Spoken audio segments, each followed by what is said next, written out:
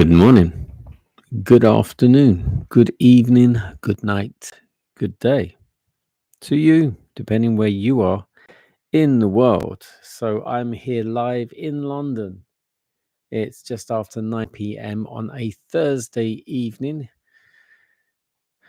We're doing our nighttime devotion. The devotional is called Conflict and Courage. The title today, God or Idols. The scripture reading is Psalms 115, verses 4 to 8. Their idols are silver and gold, the work of men's hands. They that make them are like unto them. So is everyone that trusteth in them.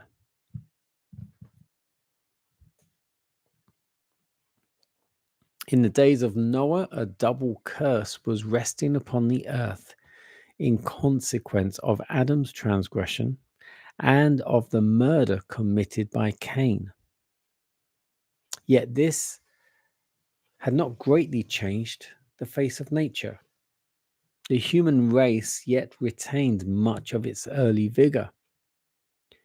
But a few generations had passed since Adam had access to the tree which was to prolong life, and man's existence was still measured by centuries.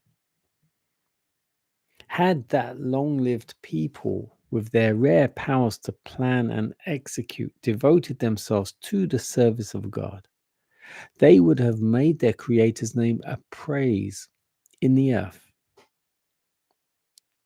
But they failed to do this. Not desiring to retain God in their knowledge, they soon came to deny his existence. They adored nature in place of the God of nature. Extensive groves that retained their foliage throughout the year were dedicated to the worship of false gods. Men put God out of their knowledge and worshiped the the creatures of their own imagination. And as a result, they became more and more debased. The men of that generation were not all, in the fullest acceptation of the term, idolaters. Many professed to be worshippers of God. They claimed that their idols were representations of the deity and that through them the people would obtain a clearer conception of the divine being. This class were foremost in rejecting the preaching of Noah, as they endeavored to represent God by material objects. Their minds were blinded to his majesty and power. They ceased to realize the holiness of his character or the sacred, unchanging nature of his requirements.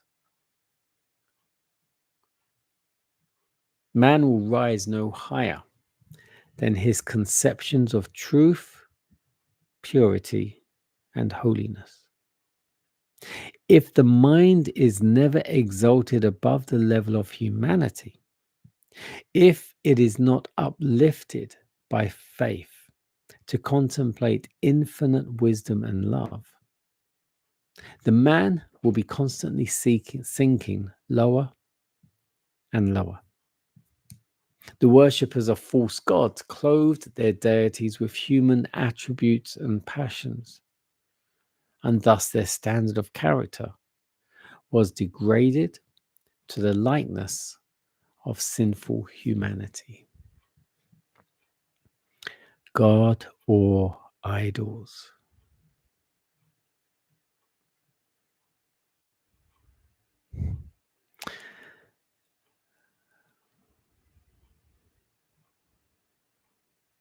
God or idols.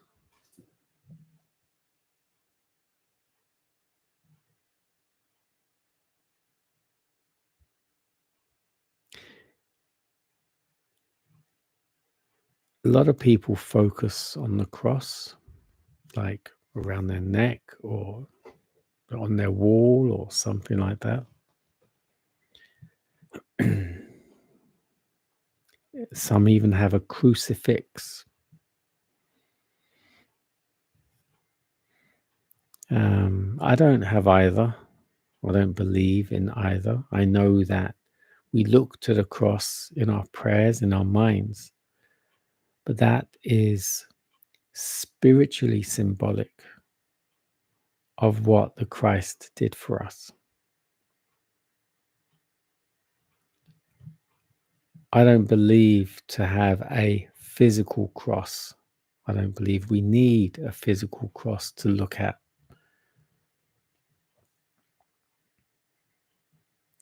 Now, I'm not judging anyone else that has that, if that's what works for them.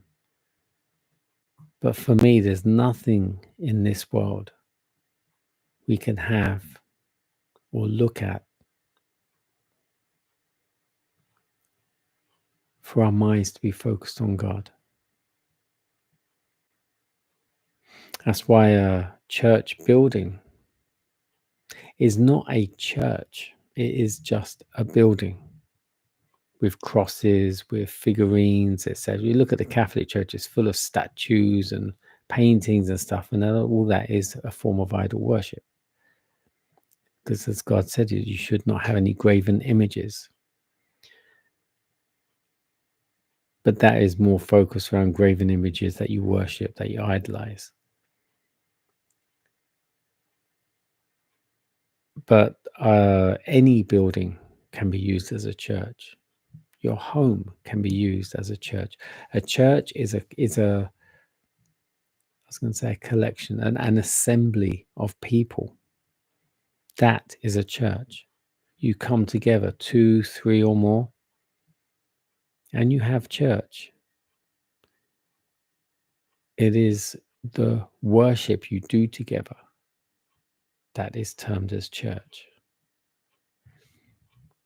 And you don't need a cross. You don't need any items or images or anything to come together and worship God.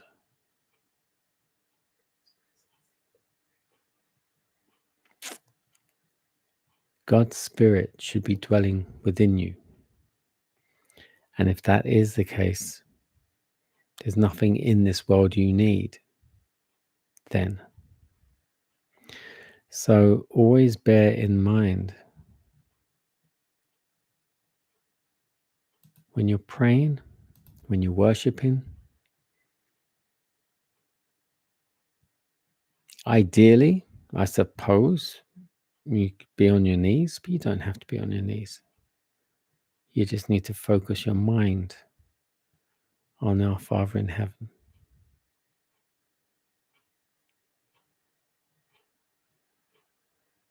And your thoughts and your life. And the rest should happen. God bless you.